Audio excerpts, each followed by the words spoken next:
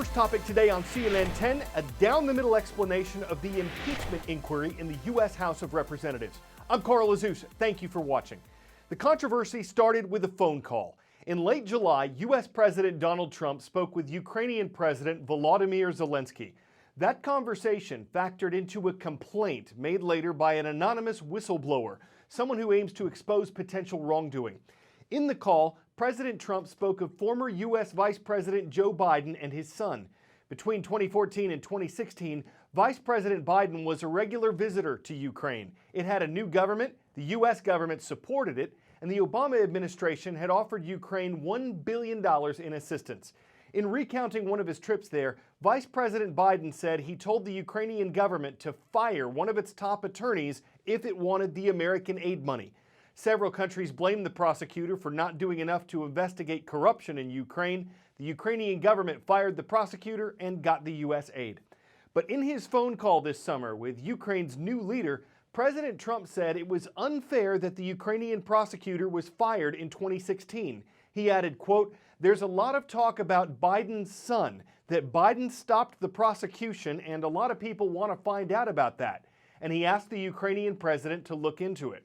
Democrats in the House of Representatives say in doing that, President Trump abused his power to pressure a foreign government to dig up dirt on Biden because he's a political rival in next year's election. They also accuse the Trump administration of illegally preventing Congress from getting more info from the whistleblower who made the original complaint. President Trump has suggested that any wrongdoing has to do with former Vice President Biden because the Ukrainian prosecutor he wanted to be fired was investigating a Ukrainian gas company that Biden's son was working for. There's been no evidence of wrongdoing by Joe or Hunter Biden. On Wednesday, the White House released a summary of the phone call between President Trump and Ukrainian President Zelensky. It also released the original complaint made by the whistleblower. The reaction in the U.S. Congress to the call summary was mostly along party lines, with Democrats saying it confirms the need for an impeachment inquiry, an investigation into President Trump's actions, and Republicans saying it shows that President Trump did nothing wrong. Speaker of the House Nancy Pelosi saying that everything was completely changed after President Trump came out and admitted that he did indeed in some form speak with and potentially pressure the Ukrainian president to investigate Joe Biden. This isn't relitigating the past. This isn't relitigating the election with Hillary Clinton. This is about the president abusing his office in seeking political dirt about an election that's upcoming. We have seen a slew of House Democrats really adding their voice to call for an impeachment inquiry to begin. Some moderate swing state members of the House, also some allies of Speaker Pelosi. So very clear that she says and she felt that the time now has come. Trump keeps talking about this unredacted transcript of his phone call with the Ukrainian president, suggesting that if people will just read this, they will see how misdirected these efforts are. I think it's ridiculous. It's a witch hunt. I'm leading in the polls. They have no idea how they stop me. The only way they can try is through impeachment. That call was perfect. It couldn't have been nicer. What Joe Biden did for his son, that's something they should be looking at. Speaker Pelosi happens to be the Speaker of this House, but she does not speak for America when it comes to this issue. Our job is to legislate, not to continue to investigate something in the back when you cannot find any reason to impeach this president. The American people are going to view this and roll their eyes because it's going to sound to them like much of the same thing they've been hearing for the last 3 years. So what's the process? How does impeachment work? Well, the investigation is going to go forward, and if the people in charge of the House of Representatives, the Democrats, think that there is enough to go forward with impeachment, the House Judiciary Committee will consider what's called articles of impeachment, which are specific charges. And if they vote articles of impeachment, then the full House of Representatives will vote on whether Donald Trump will be impeached. Now, if there is a majority in support of impeachment, Donald Trump doesn't lose his office. That's like a formal charge. It's like an indictment.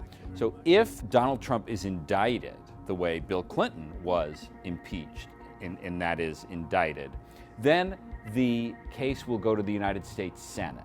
It takes 2/3, 67 votes in the Senate, to remove a president from office. I think everyone believes it's very unlikely in a Republican-controlled Senate that Donald Trump will ever be removed from office by the Senate, but that's the next step if there is impeachment voted in the House of Representatives.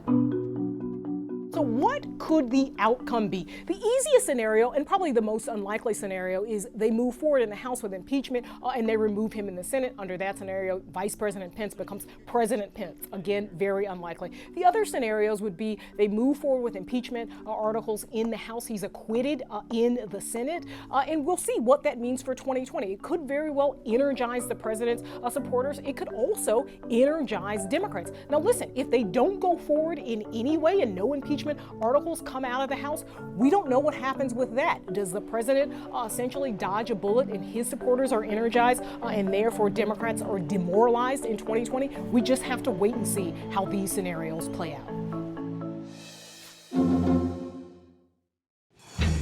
10-second trivia.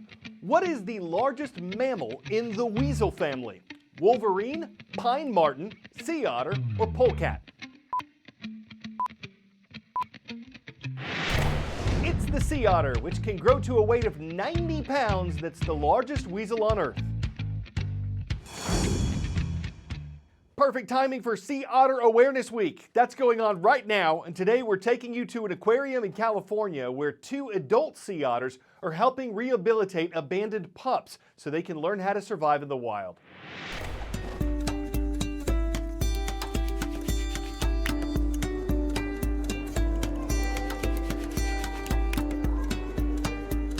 We're here today at the Monterey Bay Aquarium. The aquarium itself was designed originally to highlight the marine life, the diversity and the richness of marine life in this local environment. We work with stranded sea otters. The sea otters are coming in with a variety of injuries, illness, orphan pups. The animals that are here are being rehabilitated for release back into the wild.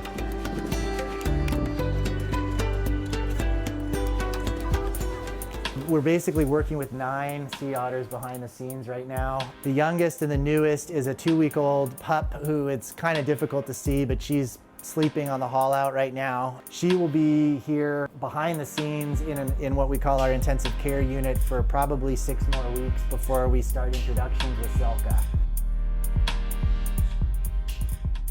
So up here on the roof, we've got 2 tanks where we keep animals. Sea otters wind up eating anywhere, depending on what treatments they're doing, between 25 and 35% of their body weight a day, which is obviously a lot of food. If we're going in to do a feeding, let's say with a pup, we want to be able to have a disguise on. The disguises that we use, it's mostly to break up our human form. We're trying to minimize the likelihood that the individual pups are going to habituate to us.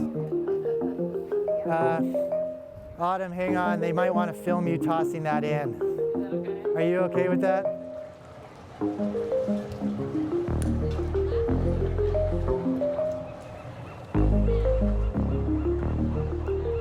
Ultimately, the goal here is that we want to provide an enriched and rewarding environment for these animals that are extremely intelligent. And it's kind of a combination of fun and work for them while they're out here.